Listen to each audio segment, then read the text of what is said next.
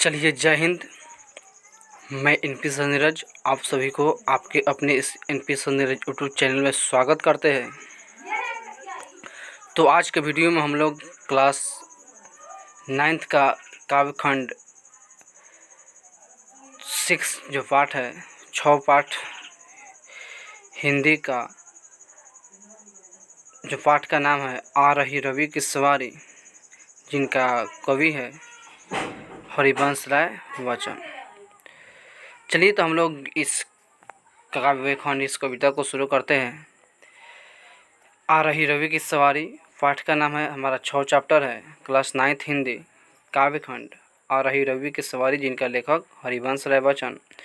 तो सबसे पहले मैं बता दें कि हर एक चैप्टर के भांति इस चैप्टर के जो है लेखक का जीवनी पढ़ेंगे, क्योंकि ज़्यादातर ऑब्जेक्टिव जो है लेखक की जीवनी से ही पूछा जाता है। तो थोड़ा देर के लिए मैं बता दें कि मैं एनपी नीरज और मेरा कोचिंग जो यूनिक कोचिंग सेंटर बेला में चलता है, और इसका विशेष जगह स्थान का नाम जो है सुभाष राजा भोजपुरी सिंगर जो है, उसी के गांव में मेरा कोचिंग संस्थान है, यूनिक कोचिंग सेंटर बेला। तो यदि आप चाहते हैं ऑनलाइन क्लास करना या ऑफलाइन भी क्लास करने के लिए, तो पूरा व्यवस्था है, आकर यहाँ पर जो है कर सकते हैं। चलिए, तो हम लोग सबसे पहले कवि का जो है जीवनी पढ़ते हैं और शुरू करते हैं। कह रहा है, हरिवंश राय बच्चन का जन्म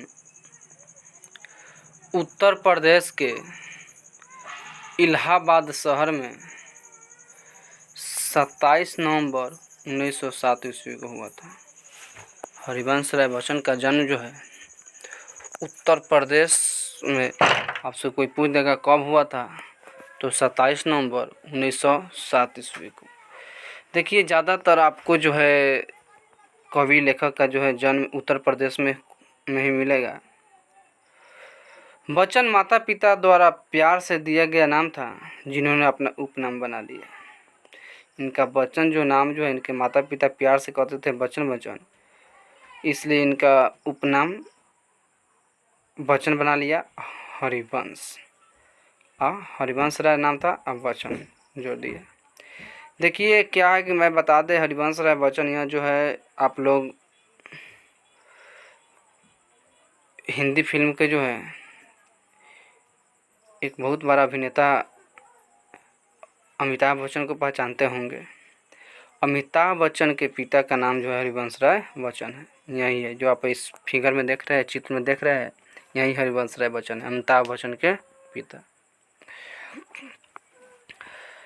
आगा कह रहा है, बच्चन जी कुछ समय तक विश्वविद्यालय में प्राध्यापक रहने के बाद भारतीय विदेश सेवा में चले गए। इन्होंने कुछ समय तक विद्यालयों में जो है विश्वविद्यालय में पढ़ाने का भी काम किया, उसके बाद विदेश चल गए। उस दौरान इन्होंने कई देशों का भ्रमण और मंच पर ओजस्वी वाणी में काव्य पाठ के लिए विख्यात है। यानी कि इन्होंने जो है बहुत सारे देशों में गए, एक से दूसरे देशों में जा जाकर जो है अपने वाणी से जो है लोगों को बताते थे एक अच्छा मार्ग। इन्होंने बहुत सारे देशों का भ्रमण किए, बहुत सारे देशों में गए हैं, घूमे हैं। बच्चन जी की कविताएं सहज और संवेदनशील है। इन्होंने जो भी कविता लिखते हैं पूरा सहज मतलब जो पढ़ने में रोचक हो, आसान लगे, और संवेदनशील है। संवेदनशील का अर्थ होता है जिसको पढ़ने से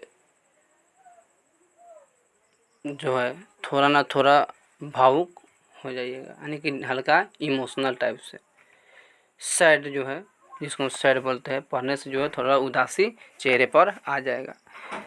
पहले इन्होंने जो भी कविता लिखते हैं अच्छा लगता है, अंत में जो है थोड़ा उदासी छा जाता है, यानी कि इमोशनल हो जाते हैं हम लोग। इनकी रचनाओं में व्यक्त वेदना, राष्ट्र चेतना और जीवन दर्शन के स्वर मिलते हैं। इन्होंने जो भी रचनाएं लिखते हैं राष्ट्र के प्रति अपना प्यार इन्होंने आत्मविश्लेषण वाली कविताएं भी लिखे हैं। राजनीतिक जीवन के ढंग, सामाजिक असमानता के और कुरीतियाँ पर इन्होंने तीखे व्यंग किए हैं। कविता के अलावा बच्चन जी ने अपनी आत्मकथा भी लिखे हैं। इन्हें कि इन्होंने केवल कविता ही लिखे हैं, इन्होंने अपने आत्मकथा यानी कि अपने बारे में जो है कुछ लिखना, अपना जीवनी लिखना आत्मकथा कहा था, जो हिंदी गद्य की बेजोड़ कीर्ति मानी गई है। 2003 ईस्वी में मुंबई में इनका निधन हो जाता है और इनका मृत्यु कब हो गया? तो 2003 ईस्वी। कहाँ? तो मुंबई में। जन्म उत्तर प्रदेश, मरण मुंबई में। कब? 2003 ईस्वी में। बच्चन जी की प्रमुख कृतियाँ क्या है? अब हम जानेंगे बच्चन जी जो है कौन कौन से कविता, कौन कौन से कहानी, कौन कौन से उपन्यास लिखे हैं। इन सभी तमाम बातों की जानकारी चलिए अब हम लोग जानेंगे। इनकी प्रमुख कृतियाँ है मधुशाला, मधुबाला, निशा निमंत्रण, एकांत, संगीत मिलन, यामिनी, आरती और अंगारे, टूटती चट्टान, रूप तरंगिणी, सभी ये सब क्या है? कविता संग्रह। और आत्मकथा के 4 खंड, क्या भूल कि याद करूँ, नीर का निर्माण, फिर बसेरों से दूर तथा 10 द्वार से सोपान तक। बच्चन जी साहित्य अकादमी, ये सब इनका प्रमुख कृतियाँ है, रचनाएँ हैं। चलिए बच्चन जी के कौन कौन से पुरस्कार मिला है, चलिए इसको हम लोग जानेंगे। तो बच्चन जी को जो है साहित्य अकादमी पुरस्कार, सोवियत लैंड नेहरू पुरस्कार और सरस्वती सम्मान से सम्मानित किया गया है। आपसे पूछा कि बच्चन जी के कौन कौन से पुरस्कार मिला है, तो बच्चन जी को जो है साहित्य अकादमी पुरस्कार, सोवियत लैंड नेहरू पुरस्कार और सरस्वती सम्मान से सम्मानित किया गया है। आगा कह रहा है, प्रस्तुत कविता आ रही रवि की सवारी बच्चन जी के कविता संकलन निशा निमंत्रण से ली गई है।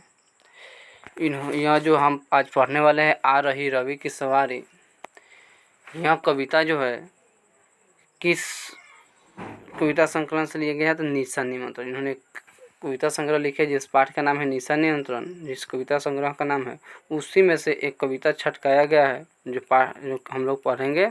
कौन? तो आ रही रवि की सवारी। कहाँ से लिया गया है? तो निशा निमंत्रण से। आपसे पूछ देगा आ रही रवि की सवारी कहाँ से लिया गया है, किस कविता संकलन से लिया गया है? तो निशा निमंत्रण से। इन्होंने यह कविता अपनी प्रथम पत्नी श्यामा देवी की मृत्यु के बाद लिखी थी। जब इनका प्रथम पत्नी जो है श्यामा देवी जो है मर जाती है, तब जाकर यह निशा निमंत्रण लिखते हैं। युग जीवन की निराशा को मस्ती में रूपांतरित कर लेने वाले बच्चन जी व्यक्तिगत जीवन में जब वह घटना घटी तो बच्चन जी के व्यक्तिगत जीवन में जब वो घटना घटी तो वह मधु के गीत नहीं गा सकते। जब इनके प्रथम पत्नी श्यामा देवी की मृत्यु हो जाता है तो इन्होंने जो है उसके बाद से इन्होंने गीत गाना ही छोड़ दिया, यानी कि जो खुशी में रहना है, जो हमेशा जो है गम में रहते थे, उदास रहते थे। धीरे धीरे बच्चन निष्क्रियता की परिधि से बाहर निकले तो एक दिन अनायास कविता की पंक्ति उनके अंतर से फूट निकली। यह निशा निमंत्रण की पहली पंक्ति थी और साथ ही कवि का अपना काव्य यात्रा के दूसरे चरण में प्रवेश। निशा निमंत्रण में बच्चन जी की काव्य प्रतिभा का विस्फोट हुआ है। दिन जल्दी जल्दी ढलता है से निशा के आंगन की व्यथा कथा शुरू होती है और जैसे जैसे निशा गहराती है अवसाद बढ़ता जाता है। फिर भोर में आशा की पहली किरण फूटती और कुछ देर बाद क्षितिज पर भावनाओं का सूरज झांकता दिखाई देता है। यह सूरज बच्चन जी के नया सूर्य तो है ही, साथ ही राष्ट्रीय जीवन में स्वाधीनता और नवनिर्माण का सूर्य भी है। यानी कि इस पैराग्राफ में यही बताते हैं कि व्यक्ति के जीवन में जो है हमेशा जिस प्रकार से सुबह शाम के बाद सुबह और सुबह के बाद शाम का होना निश्चित है, ठीक उसी प्रकार से कोई भी मनुष्य के जीवन में जो है सुख के बाद दुख और दुख के बाद सुख का आना निश्चित है और सुबह के बाद शाम, शाम के बाद सुबह का होना जिस प्रकार से निश्चित है। वही कहते हैं। चलिए यह हुआ इनका जीवनी। आज हम कविता को पढ़ेंगे जो पाठ का नाम है आ रही रवि की सवारी। हमारा पाठ क्या है? आ रही रवि की सवारी।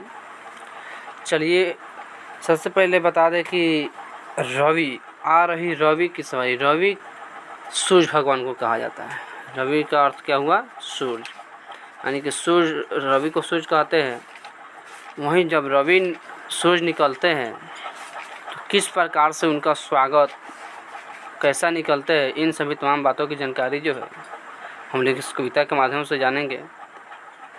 तो आ रही रवि की सवारी यानी कि आ रही सूर्य देवता, रवि का अर्थ सूर्य। चलिए अब हम लोग पाठ को शुरू करते हैं। पाठ क्या कहा?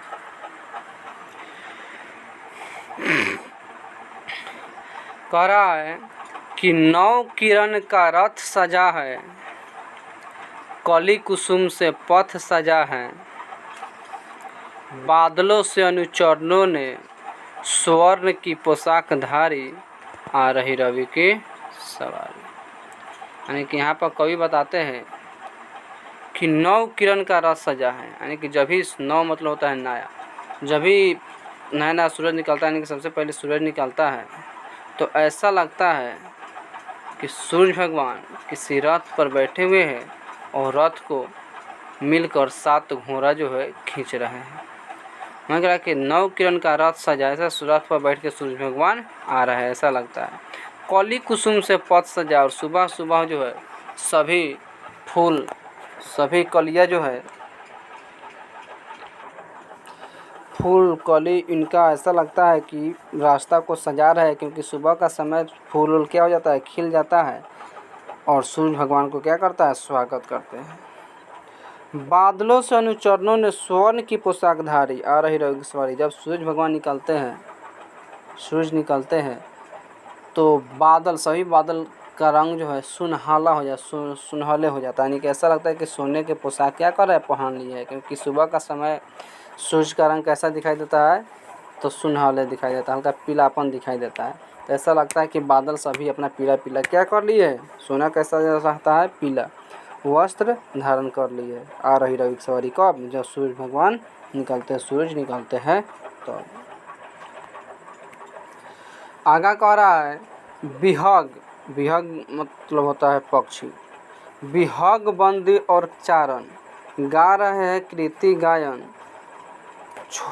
कह रहा है कि सभी सुबह का समय में जो है सभी पक्षी जो है गीत गाने लगता है और चढ़ने लगता है और एक मधुर गीत गाता है, ऐसा जो मन को हमारे क्या कर लेता है, हर लेता है। खूब अच्छा लगता है सुबह के समय जो है जब पक्षी क्या कर चाहता है, ऐसा लगता है कि सूर्य को जो है सब स्वागत के लिए अपना मधुर गीत जो है क्या कर रहे हैं, गा रहे हैं और चल रहे हैं। छोड़कर मैदान भागी तारकों की फौज सारी, आ रही रवि की सवारी। जब सूर्य निकलते हैं तो रात में जो है चंद्रमा जो है ऐसा लगता है कि पूरा फौज के साथ है, दिन में पूरा क्या हो जाता है, विलुप्त हो जाता है, यानी कि भाग जाते हैं। हालांकि मैं बता दें कि तारा जो है कभी समाप्त होता ना है, तारा हमेशा के लिए क्या रहता है, बढ़ते रहता है। लेकिन दिन में जो है सूर्य के प्रकाश के कारण उसका प्रकाश जो है नहीं दिखाई देता है। जैसा कि एक हम लोग वेपर के सामने अगर छोटा लाइट बारते हैं, टॉर्च को बारते हैं तो उसका प्रकाश जो है ऐसा लगता है कि टॉर्च बढ़ ही न रहा। ठीक उसी प्रकार सूर्य के अधिक प्रकाश के कारण तारा का प्रकाश पृथ्वी पर ना पाता है दिन में, जिसके कारण से दिखाई हम लोग को नहीं देता है। हालांकि वो दिन रात क्या होता रहता है, जड़ते रहता है। मैं कह रहा छोड़कर मैदान भागी तारकों की फौज है। जब सूरज आ रही रवि की सवारी, जब सूरज निकलते हैं तो पूरा तरेगन जो है क्या हो जाता है, भाग जाता है। जब सूरज निकलते हैं तब दिन में सुबह का समय। फिर यहाँ पर कवि बहुत अच्छा बताते हैं यहाँ पर कि चाहता उछली विजय पर ठिठकता देख, यह रात का राजा खारा है, राह में बनकर भिखारी, आ रही रवि की सवारी। फिर यहाँ पर कवि कहते हैं मैं चाहता हूँ कि खुश रहूँ, खुशी से झूम उठूँ, लेकिन मैं एक चीज़ को देखकर रुक जाता हूँ कि रात का राजा खारा है, राह में बनकर भिखारी। रात का राजा किसे कहा गया है, चंद्रमा को। यानी कि जो चंद्रमा रात में अपना राजा रहता है, उसका पूरा साम्राज्य उसका ही रहता है। क्योंकि रात में कौन रहता है, चंद्रमा, सूरज न रहता है तो ऐसा लगता है कि रात का राजा क्या है, चंद्रमा है, लेकिन दिन में वो क्या हो जाता है, भिखारी की तरह जो है राह में खड़ा रहता है। भिखारी की तरह खड़ा रहने का अर्थ हुआ कि चंद्रमा जो है के पास अपना प्रकाश न रहता है, वह दिन भर जो है सूरज के प्रकाश से प्रकाश ग्रहण करता है और रात भर जो है चमकता है। तो मान लिया जाए कोई व्यक्ति किसी से कुछ मांगे,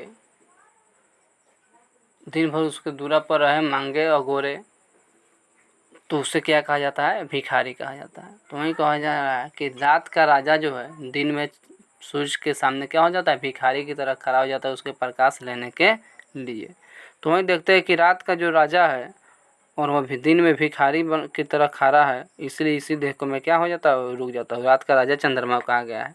देखिए इससे स्पष्ट होता है कि समय जो है सबके एक न एक दिन जरूर आता है। दुख जो है सबके घड़ी में दुख जो है सबके जीवन में हमेशा जो है, अगर सभी के जीवन में सुख दुख जो है आते रहता है तो इसे हमको घबराना ना चाहिए। तो वही कह रहा है आ रही रवि की सवारी। तो हम बस इस चैप्टर के माध्यम से कवि यही कहना चाहते हैं कि अगर हमारे जीवन में कितना हो दुख सुख आए, उससे जो है हमें घबराना ना चाहिए, क्योंकि यही जीवन है। कहा जाता है कि डर कर नैया पार नहीं होती, कोशिश करने वालों की कभी हार नहीं होती। और उगताने से जो है, डरने से जो है कोई भी समस्या का हल ना होता है। अगर एक पत्थर छेनी हथौड़ी के मार से अगर चोट से डर गया तो वो पत्थर कभी मूर्ति नहीं बनता है। एक किसान एक खेत जो है हल से डर गया तो वो खेत में कभी उपज ना होगा। वहीं कह रहा है। चलिए तो हमारा यहाँ चैप्टर समाप्त होता है। इसका क्वेश्चन आंसर हम लोग देख लेते हैं।